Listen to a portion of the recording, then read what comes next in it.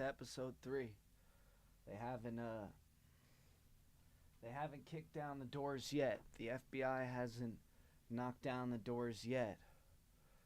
And so far, everything's just been on the social media platforms and in numbers on a fucking screen. So far, we haven't faced any real life resistance, which leads me to believe that everything that you see that is, resistance against the good or resistance against you, it's even more of a reason to believe in yourself because it's just on the screen, which is a good segue into what I wanted to talk about first on this stream.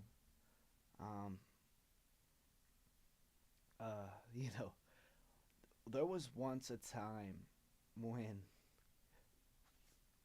people didn't announce everything that happened on their text messages and on their fucking Facebooks and stuff. There was once upon a time where people didn't actually announce every little thing, every little detail in their life in a text message or a phone call.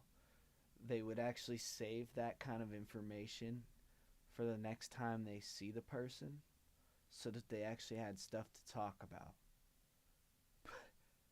But, of course, you know where this is headed. We have lost that. The communication skills are poop. Younger generations don't know how to hold a conversation in real life anymore. I'm convinced they go to restaurants and text each other at the dinner table. There's a few people I've seen do that, but if you're not those few people I've seen and you're like, how the hell did he know I did that? I didn't know you did that. Your story's so unoriginal that there's dozens, if not hundreds, of people just like you. Which is like, if you're not providing something new to the table's not going to be changed. Some people aren't meant to change the world, which is fair, but I mean, at what point are we just gonna, we don't even talk anymore?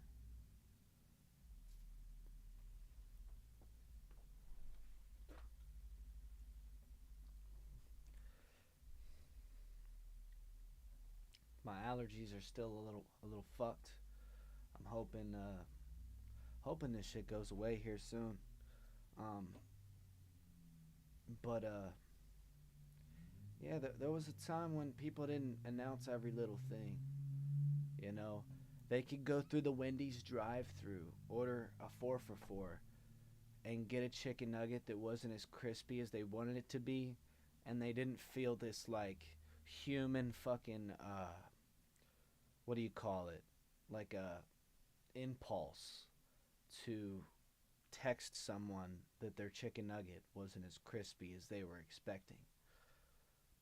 It's like so unimportant.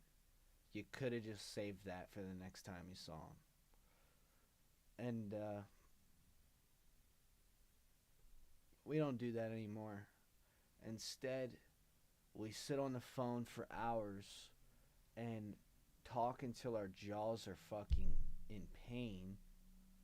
And then when we see people in real life, well, this isn't me, but when they see people in real life, they have nothing to talk about. And it's like, yeah, because you fucking talked till your jaw was numb on the phone last week. You got everything off your chest.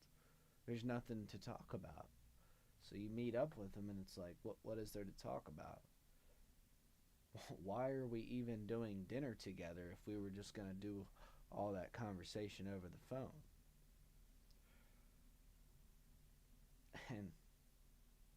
And is it better?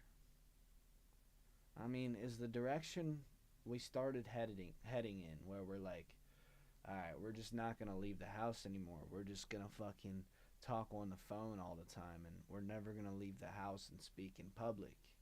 Is that better? Because people get in their bubbles like that. They only talk to the people they've been texting. And those circles know every fucking thing about each other, but they don't know a damn thing outside that little bubble. They only know what goes on inside the bubble, and they know every fucking inch of the bubble. But outside the bubble, outside your little group, your little tribe, you don't know a damn thing. In fact, you might even be convinced that things outside the bubble are a threat. You know, there's some tribes and some group of people who feel that way.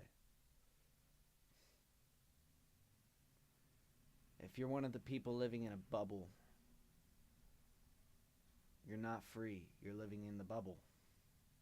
You're trapped inside the bubble. There's more life outside the bubble, which might be outside your comfort zone. That might be where the real growth is. You guys know my views on growth. Always keep the growth mindset. Always step into the part that makes us uncomfortable. That's exactly why I'm doing this podcast here.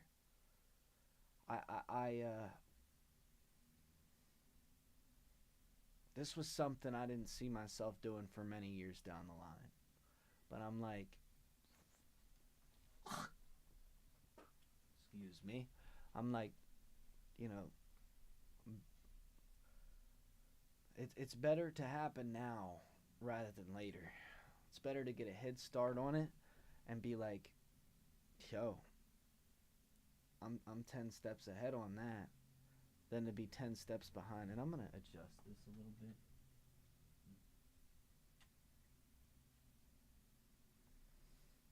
I feel like it's like the same.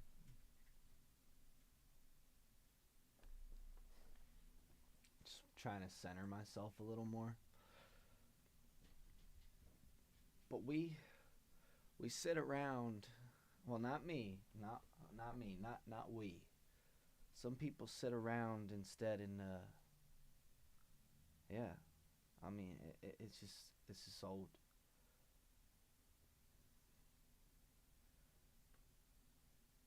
I like to go, outside and actually see people face to face. I like those face to face interactions, I like knowing that, you're right there. I like being able to see the facial expressions when you say things.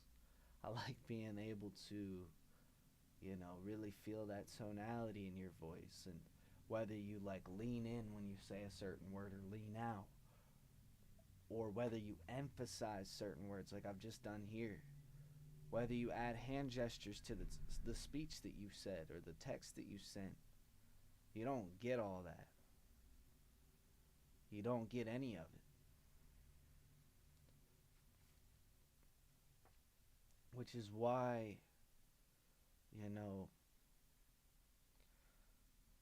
I say, stepping outside the comfort zone is so important. If conversing with a certain someone makes you so uncomfortable that you're intimidated by them, maybe that's a sign of growth, because you're not actually being threatened by them. They're not actually hurting you physically. Maybe that's a sign of growth. You talk to someone and all you want to do is burst into tears when you talk to them. Maybe it's a sign of growth. Maybe it's a sign of growth.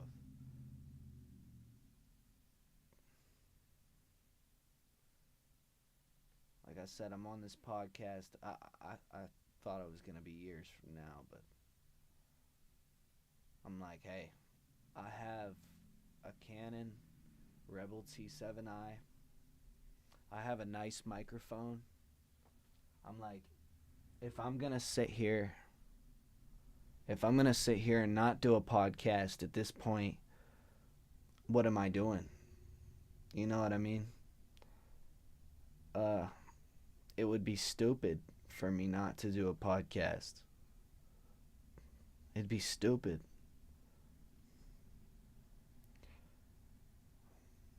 And it would be genius for me to do a podcast. There's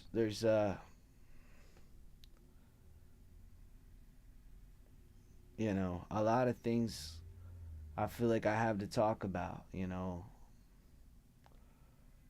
a lot of experiences that I've lived that are important to talk about. So for me to sit up here and do a podcast, it means that much more than, if I were to wait or let someone else, you know. Because for me, when I have the choice, right, I could sit around and ingest content that just doesn't fit my story. I can't really relate to, but I can sit there and ingest content, or I can create content that I can relate to. I will choose creating content over ingesting content almost nearly 100% of the time. All right, unless it's time for bed, because like I said, a disciplined man will wake up early for his dreams. A man who pretends to be disciplined will stay up late and not wake up early. So that was a lot of game there. And I think I want to break down a little life story for you guys.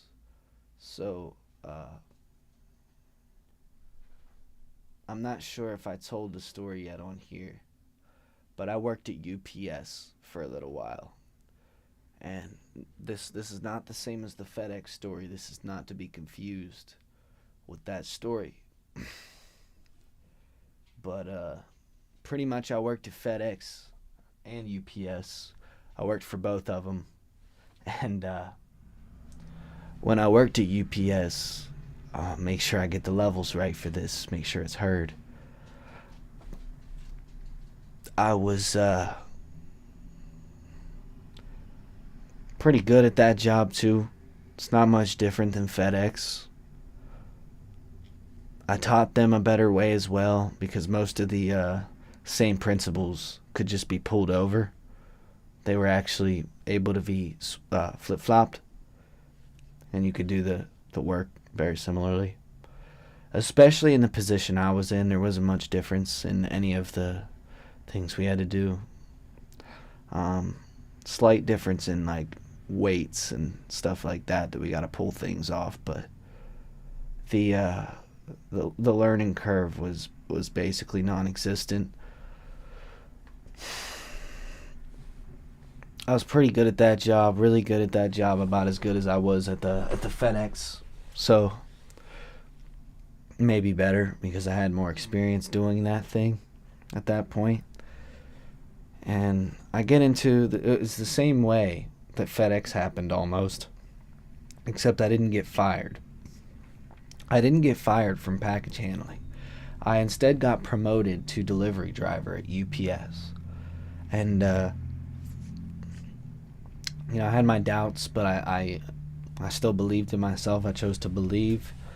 And we me and the team that I was studying in the room with, we were all like 10 steps ahead. I don't know what was going on with the energy in there. But we were all just fucking on it. Like, we were on our ball, on the game. And so in the training room, we were fucking just really good at it. We watched every video. We answered all the questions. We were so quick at learning. It felt like we were just steps ahead. So we take it out onto the road. We take it out on the road, and we have our trainers. We go off with our trainers and stuff like that. And there's A door and B door. And I'm like, hey, I'm in my van at this point, driving my delivery car, the big UPS box trucks. I'm in it, I'm driving it, and I'm like, which door do I go out, A or B? He says, you go out A and come in B. Go out the left door and come in the right door. As I'm looking out of the warehouse, standing in my van, inside the warehouse looking out, I'm like, so I go out A. I clarify. I'm like, so I go out A and come in B. He says, no, you go out B and come in A. I'm like, but you just said go out A and come in B. He said, no, I said go out B and come in A. Meanwhile, he was vaping. He was hitting this fucking disposable, trying to fucking take a score sheet on how good of a driver I was. So he's multitasking. Just gonna wait.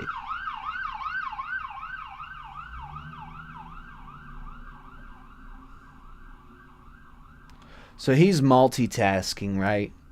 And he's doing a very awful job at teaching me this and taking score. So he has me doing driver drills, which is I lead time 5 seconds ahead. No, you don't even have to do that. You have to say I lead on the telephone pole. Left lane clear, right lane clear. You got to do shit like that, and you got to do it fast. So he had me doing it, and I was forgetting a few things, and I'm trying to learn my best. This is my first time doing it, and this was where I was, starting to get a few hiccups where the growth was, though, nonetheless. And he's just badgering me. I'm not even getting a chance to try again. He's just busy fucking badgering me. I understand, though. I'm like, yeah, I know I'm not getting this good. I'm trying to continue to get the experience so I can grow and do it better. Well, he eventually, I eventually got a good take on the driver drill, and we just passed me. But he agreed that I wasn't an unsafe driver. I was definitely a very safe driver. He said, especially compared to the other ones he had. So I wasn't on his bad side by any means, but he was just very, very hard on me, which I feel like I'm hard on myself so that you don't have to be. But some people don't really understand that. So we finish up my training, my on-road training, and then we actually start, this was no packages on the truck. This was just a practice truck, no packages. We're just kind of going around the block. But fast forward, we finish up going around the block training, and we're actually starting to deliver. I don't know if they did this as a joke, or if they're like, hey, this guy can handle it. Which either way I appreciate. I do appreciate it. I appreciate your guys' standard on me because you're correct. They put me on the hardest, so there's poles, and they hold up the belts inside the warehouse. They chose to give, and there's a rail of, a belt kind of going along the side, and all the trucks are lined up on the belt. But in front of the trucks, there's poles sticking near some of the trucks, but not others. So some trucks, when you're backing them back into their spots on the belt there, you would have more trouble to do it because of the way the poles are positioned. Well, they definitely did it on purpose because they knew what my standard of work was. They chose the hardest van, the hardest UPS delivery car, to back up into the spot. I mean, you literally went down, as I'm pulling back in from doing my deliveries, I have to pull in past all the delivery cars, right? All these delivery cars are sitting over here. I'm pulling down past them. And I get to my spot down here, and there's a pole right here. I gotta fucking maneuver around the pole and turn it around and back it back into the spot. So I got to pretty much turn it 180 and back it back into the spot with this pole being in the way. If all the vans are already back, that's a really big challenge. If they're not all back, it's a little bit of a challenge.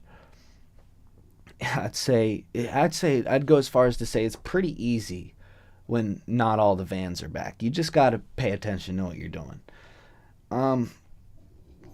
So I'm going through my training with my trainer, and we have a week of it. And thank God, because a week was enough. I'd say 3 days was fucking enough for me.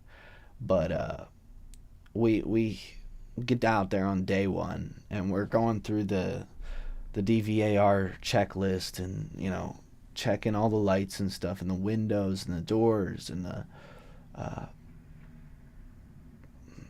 said the lights, the windows, the doors, the rivets, the tires, checking the gas cap, checking to make sure all the pieces are where they're supposed to be, right? And my supervisor, the one who's training me, I don't know if she's a supervisor. She was training me. I think she was another driver.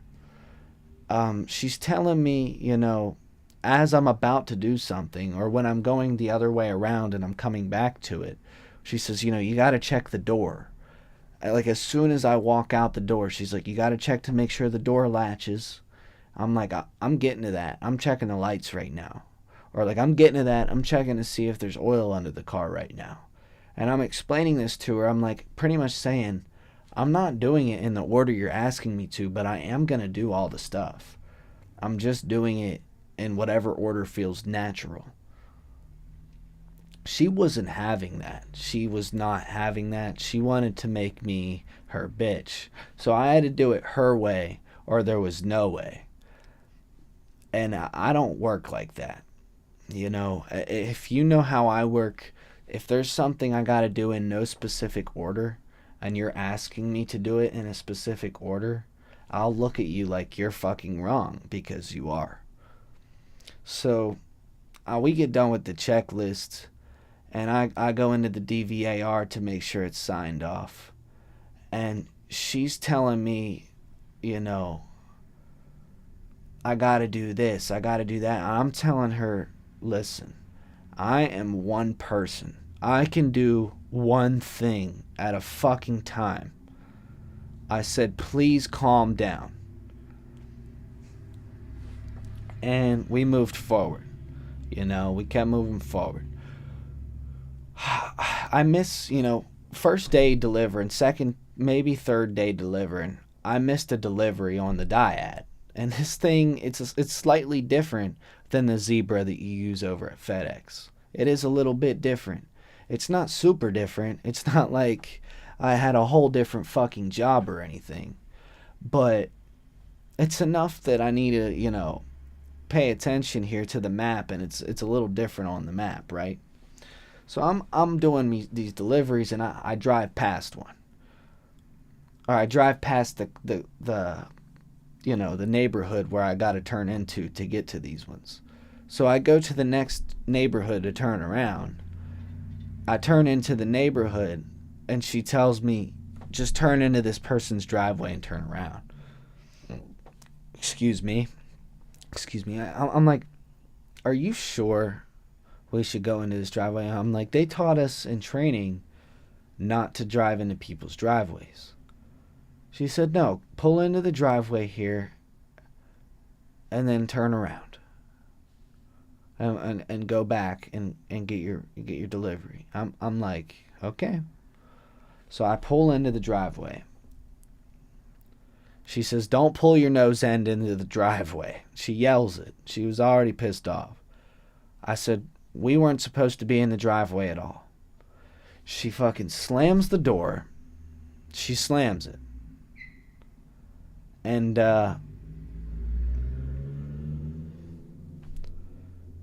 she says, don't question your supervisor.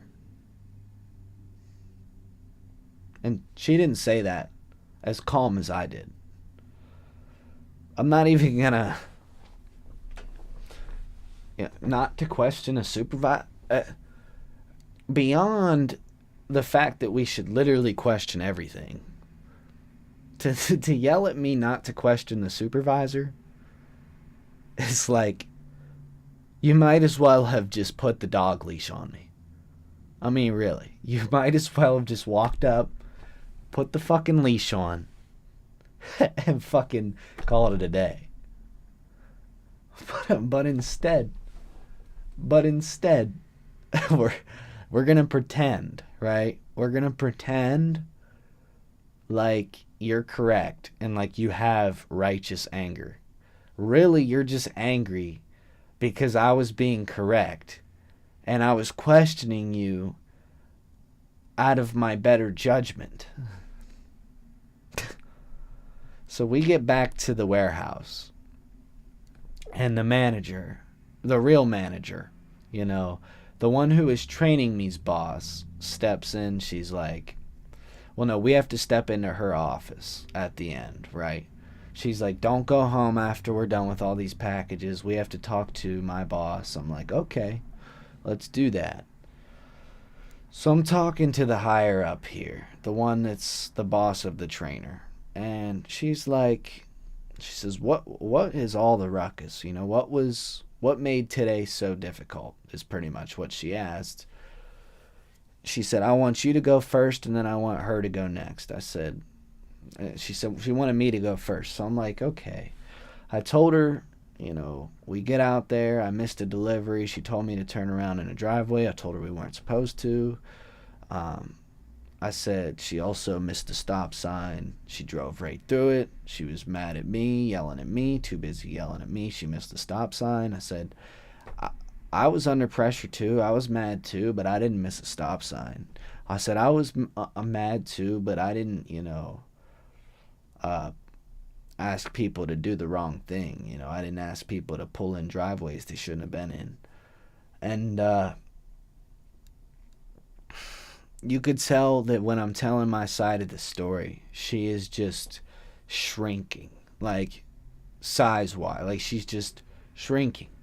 So she begins to talk, and she has nothing left. It is off the wall. I mean, she's pissed.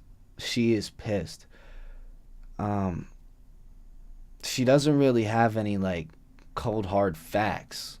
It's mainly just, that I'm not as good as she's expecting me to be on day 3. Needless to say, that was our last day of training. And I get on the road alone, like by myself the next day. And like I said, needless to say, first day alone, I did great. I mean, great. I went out there, I kicked ass. And it was my only day too. My only day alone on the road. It was so peaceful. But I kicked ass. And I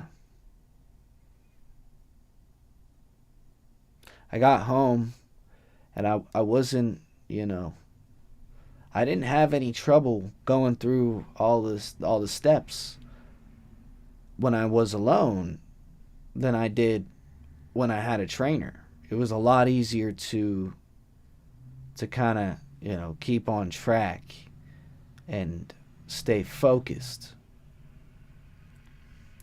And it's simply because you don't have someone treating you like a pet who needs you to be on a fucking tight leash. That's simply because, you don't have someone screaming at you for throwing the miles into your diad before you check your headlights. Realistically, it doesn't matter, as long as they both get done before you're in the fucking seat on the road. In the driver's seat on the road, it doesn't matter which comes first. What matters is they both get done. But nevertheless, I had a supervisor that did not understand that. She thought everything had to be done right down to the fucking T. And I can guarantee you all the other drivers on that line probably do the same thing that I do. They kind of just do it in whatever order feels natural. They don't try to fucking force something into, a certain order that it doesn't need to be in. And it's just bullshit.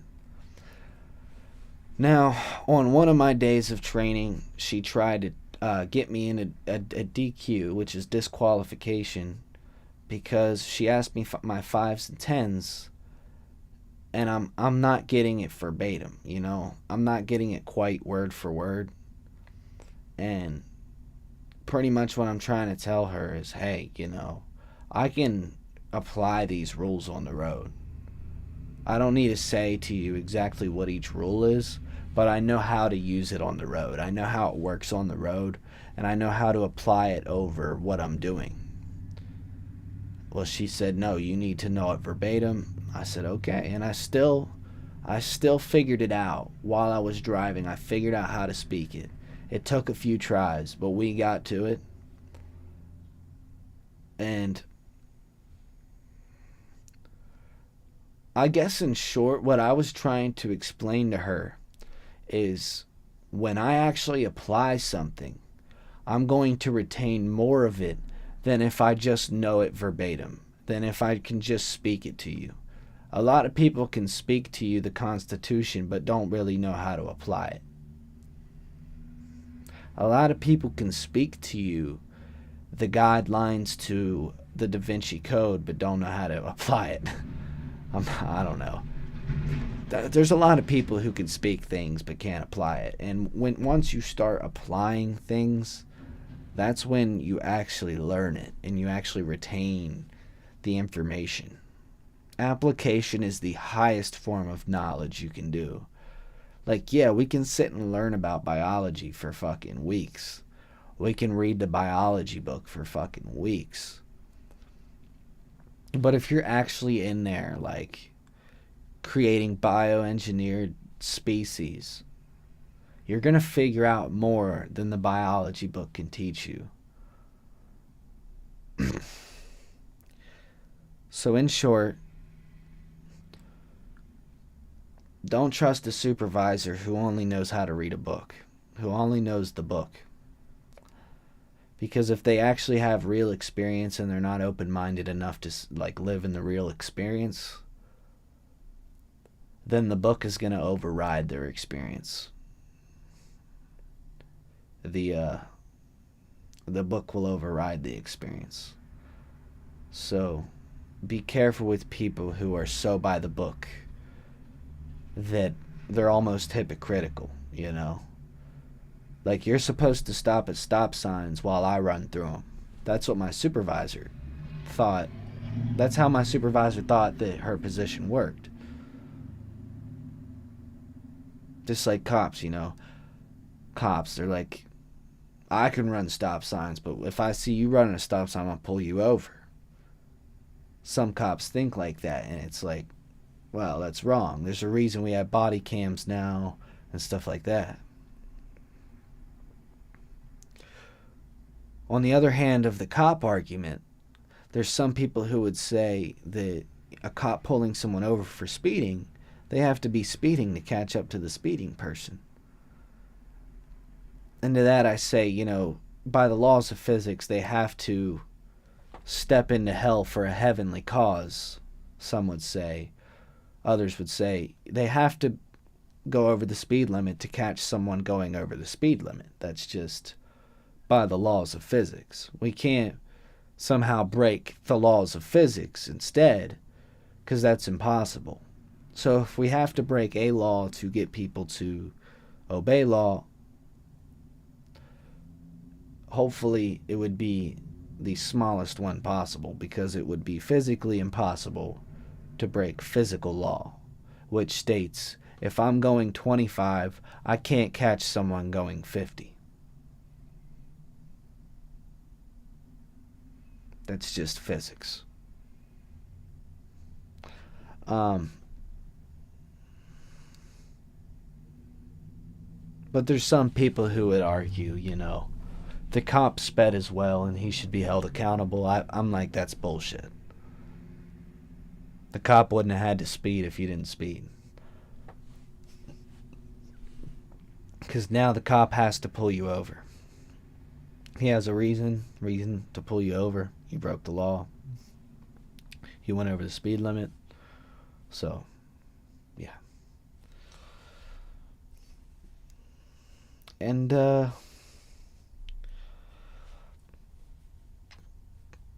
yeah. Some might not know it, but we actually have a civil duty to see something and say something in this world. Like, if we see something illegal, we need to say something illegal. Most people have found a little way around this called the fifth, pleading the fifth. But, you know,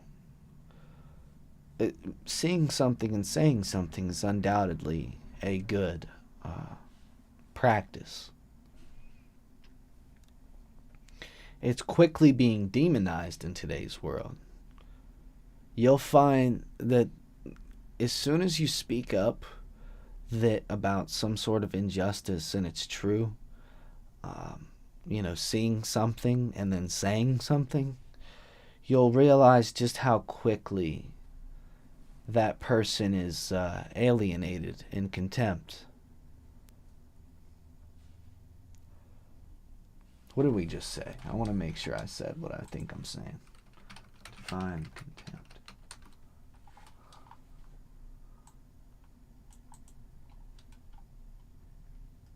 Yeah. Yeah, alienated in contempt. Yeah. That's how I feel a lot of times when I've been kicked out of my jobs, or, I understand by the results I'm a high-performing individual, and a lot of people understand that as well. But also, on the other hand, just with the way the world treats me and the way the world works is that, a lot of people like me are alienated in contempt. So, some might get lucky and find a really good friend that they agree with. Others, not so much. There's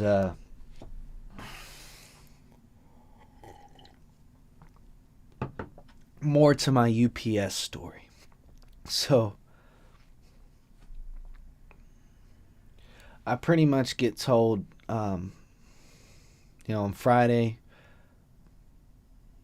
that I did good, I did well. I on my way home, I stop at FedEx real quick because about a week before I stopped at FedEx here, one of my old FedEx managers was stepping on my toes.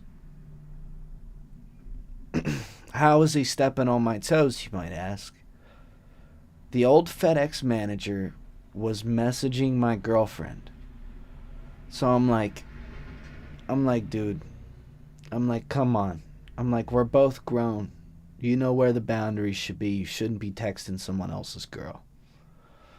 So I go and pull up right at FedEx, right at the place where he works. And I'm like, hey, I tell his boss, his manager, I said, hey, I need to speak to so-and-so.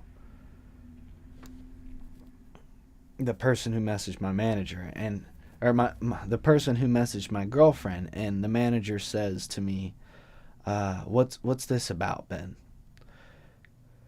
To which I respond, I'm like, look, you can't have my highs, you can't have my good times or my prizes without going through the hard times, without going through the rough times, without going through the challenges. I said, so what makes you think that your buddy here, and I said his name, so-and-so, messaging my girlfriend without, coming and taking out my dogs, coming and cooking food for my girlfriend, coming into my apartment and doing all the work around the apartment that I do. I'm like, if you think you can text my girlfriend, flirtatious, and he didn't just text her, like that would have been chill, but he flirted. He wanted to like come scoop her. He wanted to hang out. He wanted to chill. He wanted a dog. And so I called him out on his shit. And I did it to his boss as well. And Steve's like, oh, sorry, I said his name. I'm not gonna give his last name out. If you guys know him, please don't go and treat him like shit, because he actually was the one that spoke up about this and helped me out a little bit. But I said to him, I said, hey, you know, if, because he wrote me off. He said, why don't you just hit the road? After I said that. And I said, why do you, and I looked at him, I said, seriously, why do you stand up for people who make this company look like shit? I said, why do you do this? Why do you want the company to go in fucking to hell in a handbasket as quickly as possible? I said, you are nothing but a coward, spineless bitch. I said, you fucking laugh with people that are stabbing you in the back. He looked at me, he said, you're right, Ben. You're right.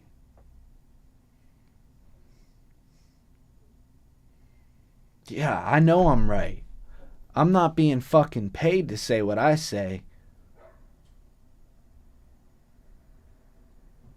We're not going to go into your salary either. You're a good guy. I like you. I like the person I spoke to. So when I said what I said, it was with your best intention at heart.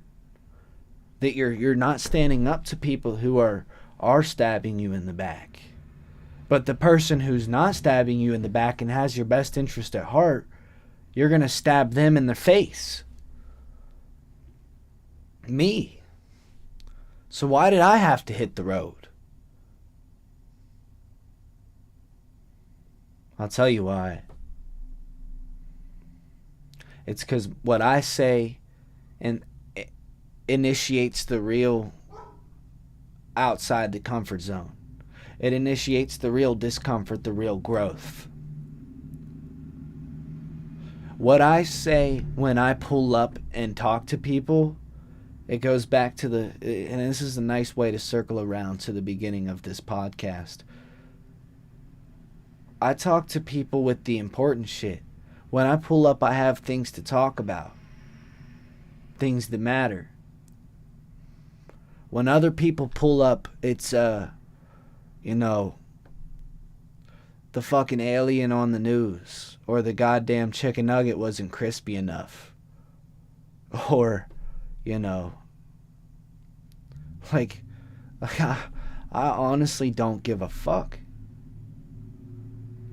But I'll tell you what I do care about, and what I'm sure a lot of other people care about, is having traditions, having values, having good boundaries set around good values, based on good values, that everyone can agree with. So if I'm demonized for setting the boundary, it says a lot about the person demonizing me for setting that boundary.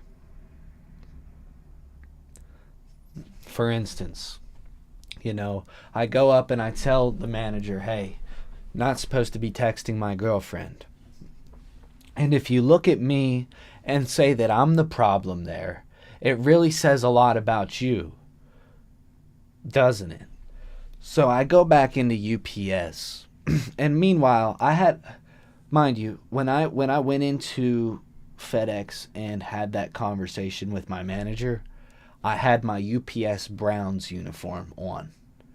I had my UPS driving uniform. Did it like change the way I acted? Was I, trying to portray the fucking company's ideologues? No. I was speaking for myself as an individual, not for the company.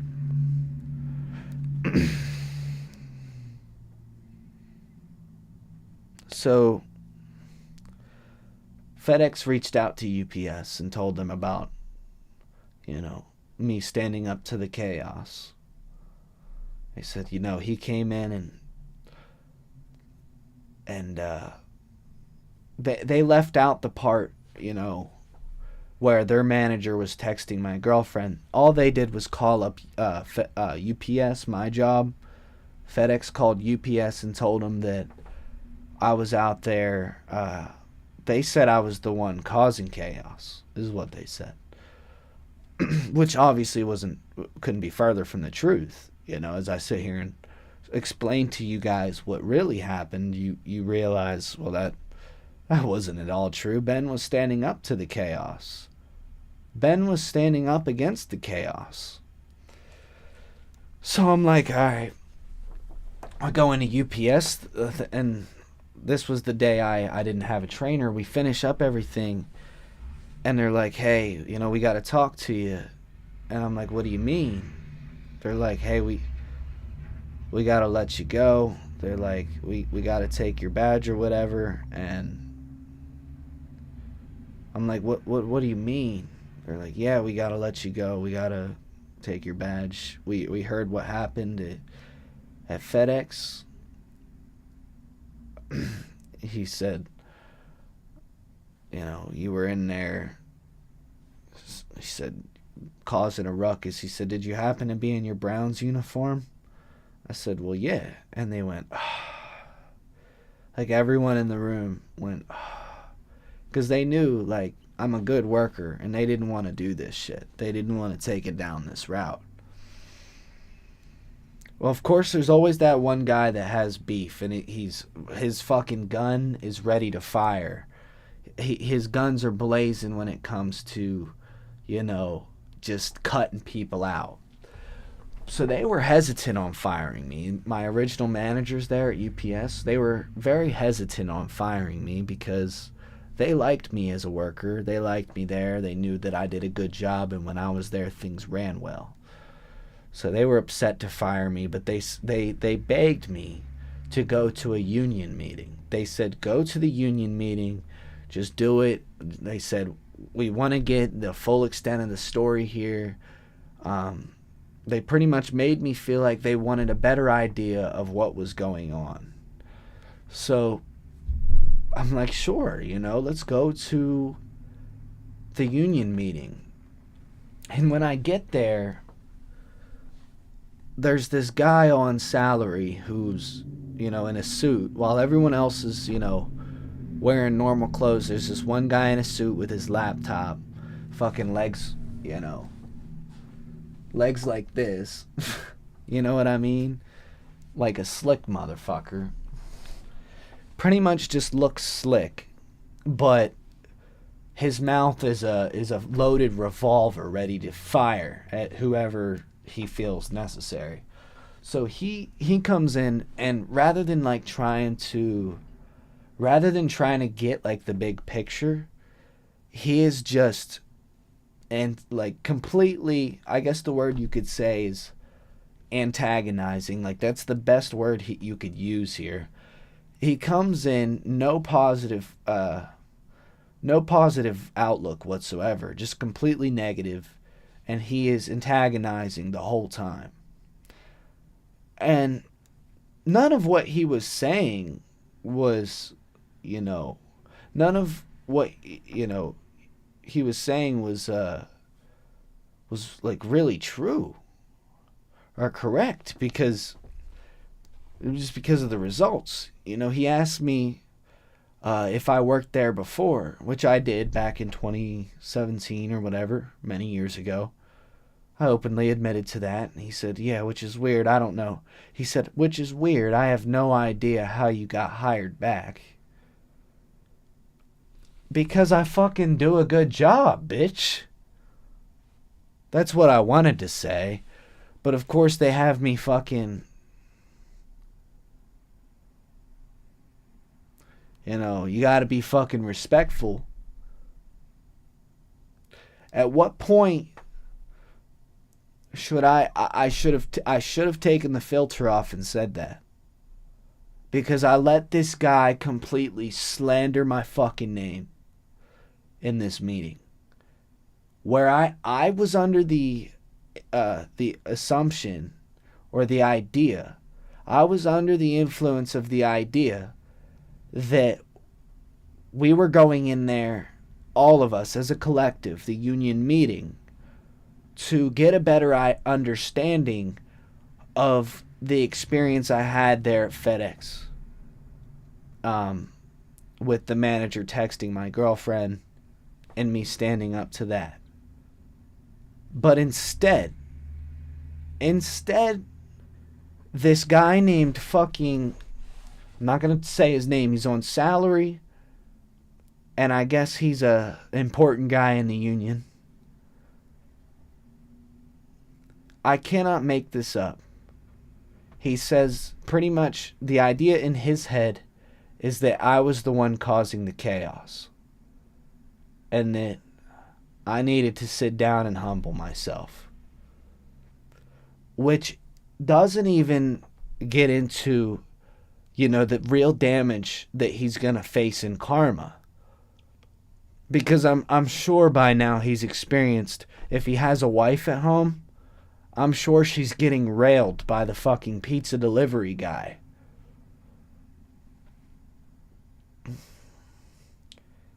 So that's not even to mention, the karma that he has to experience out of making this false judgment. But just the damage that he did to my life alone, I can attest for you. I can vouch for myself and say that what he said was false. Simply because I lived it. I'm pretty sure I would know how the experience went that I fucking lived. Alright? I don't have a single fucking doubt that I went into FedEx to stand up to someone texting my girlfriend. So the fact that you have villainized me and fired me for it, it only means that when your wife cheats or your girlfriend cheats or whatever, you can't stand up to it. You just have to sit back and fucking take it. Like the cuck that you are, or that they want you to be. I don't want you to do that. Hello. I'm saying go stand up for yourself. Quit being a bitch. And quit doing what these fucking people, quit falling into their fucking perspectives. Because you're having your leg pulled by a taskmaster if you can't look at this situation and see it as it really is. That I was fucking being played. And I stood up against it. So you can't sit here and be like, well, Ben, you allow this to happen. At what point? I set my boundaries multiple times, and we still act like I never set them.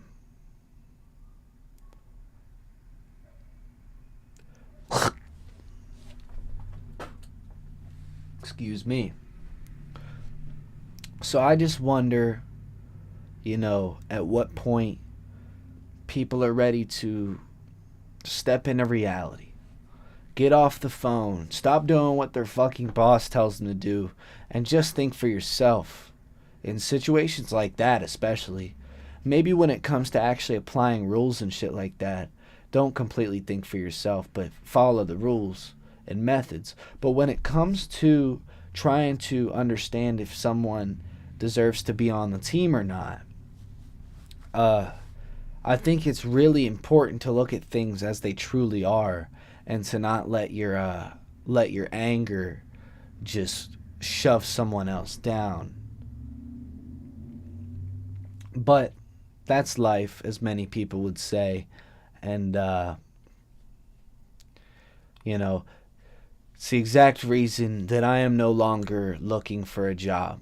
If I have to choose between working for paper that I'm just going to render useless anyways by the time I'm done paying my bills and getting my affairs in order,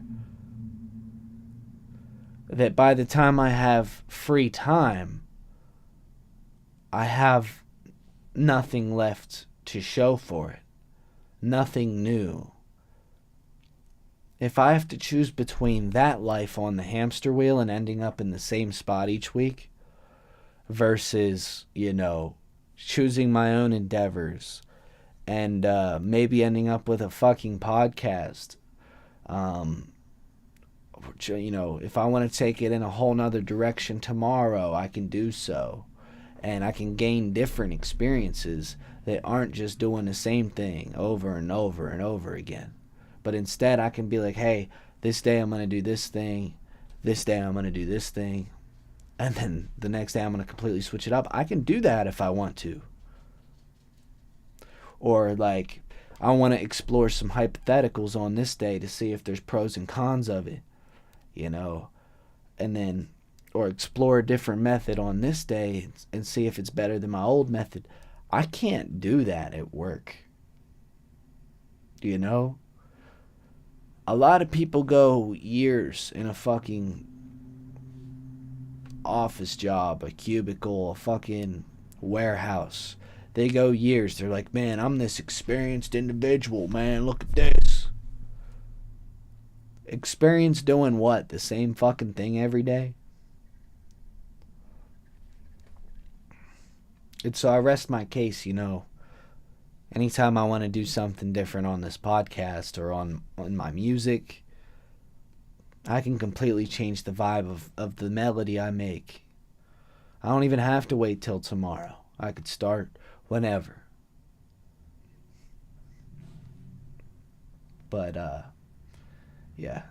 I think that's a nice spot to end this podcast. I think that's a nice spot to call it in. I have dogs to take out anyways, so having them wait longer than an hour is not ideal, and having you guys wait for me to take the dogs out is not ideal. I'd like to come on here, express ideas, and then hop off. We're not here to talk about people too long. If I gotta talk about people, it's because people take part in the ideas. So, excuse me.